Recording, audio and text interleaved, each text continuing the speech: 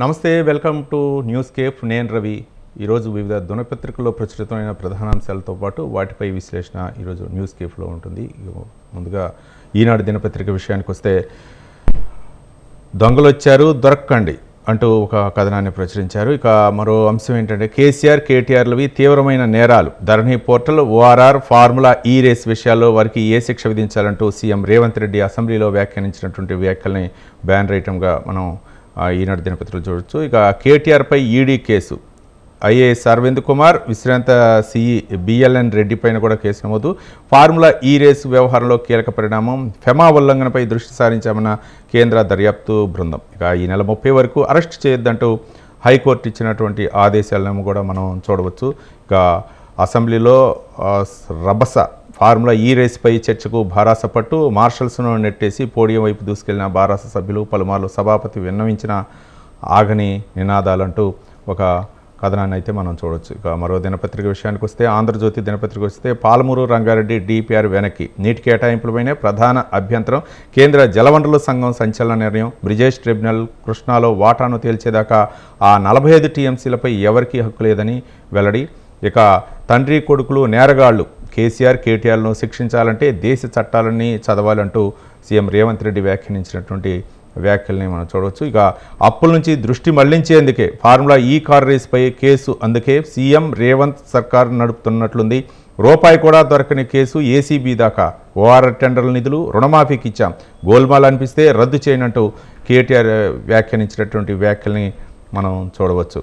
ఇక మరో దినపత్రిక విషయానికి వస్తే, నమస్తే తెలంగాణ విషయానికి వస్తే, సంకెళ్ళు తెగిన సంబరం, కన్నీళ్లు ఒలికిన ఉద్వేగం, 37 రోజులు జైల్లోనే మగ్గిన లగచర్ల రైతులు, కంది జైలు నుంచి 17 మంది విడుదల. లగచర్లలో భూబాధితులు ఎవరైతే ఉన్నారో వాళ్ళు నెల రోజుల తర్వాత జైలు నుంచి విడుదలైనటువంటి ఒక ఆసక్తికర కథనాన్ని అయితే మాత్రం మనం నమస్తే తెలంగాణలో చూడవచ్చు. ఏసీబీ ఎఫ్ఐఆర్, ఈడీ తయారు, ఫార్ములా ఈ రేస్ వ్యవహారంలో కేటీఆర్పై ఈడీ కేసు నమోదైంది.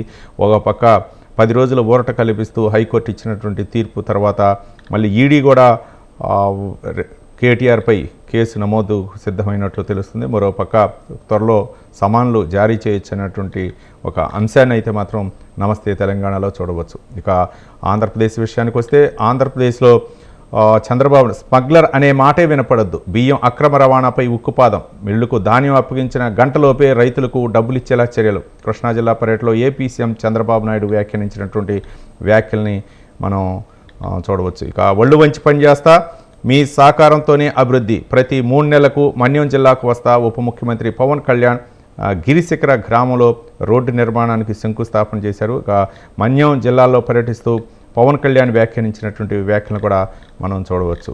ఇక మరో దినపత్రిక విషయానికి వస్తే, ఆంధ్రజ్యోతి దినపత్రిక వస్తే, కేటీఆర్పై ఈడీ కేసు, ఏసీబీ ఎఫ్ఐఆర్ ఆధారంగా ఈసీఐఆర్ కేటీఆర్ఏ A1, 1-2 రోజుల్లో నోటీస్, 30 వరకు కేటీఆర్ను అరెస్ట్ చేయొద్దు, ఫార్ములా ఈ రేస్ కేసులో హైకోర్టు క్వాష్ పిటిషన్పై విచారణ వాయిదా, జరగని ఒప్పందానికి ముందే చెల్లింపుల, గవర్నర్ అనుమతి, దర్యాప్తు తర్వాత ఎఫ్ఐఆర్, కేటీఆర్ పాత్ర దర్యాప్తులో తేలుతుందంటూ ఒక కథనాన్ని మనం చూడవచ్చు. ఇక కొండను కొట్టేశారు, కాకినాడ సెజ్లో నిర్మిస్తున్న గేట్వే పోర్టుకు 125 ఎకరాల్లో కొండ సమర్పయామి అంటూ ఒక ఆసక్తికరమైనటువంటి కథనాన్ని చూడవచ్చు. ఇక కబ్జా చేస్తే కబడ్దార్, సెంటు భూమి ఆక్రమించిన తాటదీస్తా, భూ సమస్యలకు శాశ్వత పరిష్కారం చూపుతూ కబ్జాలతో మొదలుపెట్టిన వ్యవస్థలన్నీ ధ్వంసం, భూములపైనే మాకు అత్యధికంగా ఫిర్యాదులు వచ్చాయి, ధాన్యం విక్రయించిన 2 గంటల్లోనే చెల్లింపులంటూ కృష్ణా జిల్లా పర్యటనలో ఏపీ సీఎం చంద్రబాబు నాయుడు వ్యాఖ్యానించినటువంటి వ్యాఖ్యలను కూడా మనం చూడవచ్చు. ఇక సాక్షి దినపత్రిక విషయానికి వస్తే, ట్యాబ్ ఏది బాబు, డిసెంబర్లో ట్యాబ్లు అందక విద్యార్థులు డేలా, అన్ని పథకాలను నిలిపివేసిన కూటమి సర్కార్ అంటూ ఏపీ మాజీ సీఎం జగన్ వ్యాఖ్యానించినటువంటి వ్యాఖ్యల్ని ఒక బ్యాన్ ఐటెంగా ప్రచురించింది. ఇక జేపీసీకి జమిలీ బిల్లు తీర్మానాలను ఆమోదించిన పార్లమెంటు ఉభయ సభలు, నిన్న పార్లమెంటు చివరి రోజు ఉభయ సభలు ఆమోదించినటువంటి అంశాన్ని మనం చూడవచ్చు. ఇక మొత్తానికి ఇక చంద్రబాబు నాయుడు నిన్న ఏపీలో కృష్ణా జిల్లా పర్యటనలో సందర్భంగా రైతు సేవా కేంద్రాలను సందర్శించినటువంటి అంశాలు, అలాగే డిప్యూటీ సీఎం పవన్ కళ్యాణ్ ఏ వ్యాఖ్యలు ఇచ్చారో వాటన్నిటి మీద కూడా ఈరోజు వివిధ దినపత్రికలో ప్రచురితమైన ప్రధాన అంశాలపై విశ్లేషణ మనం చూద్దాం.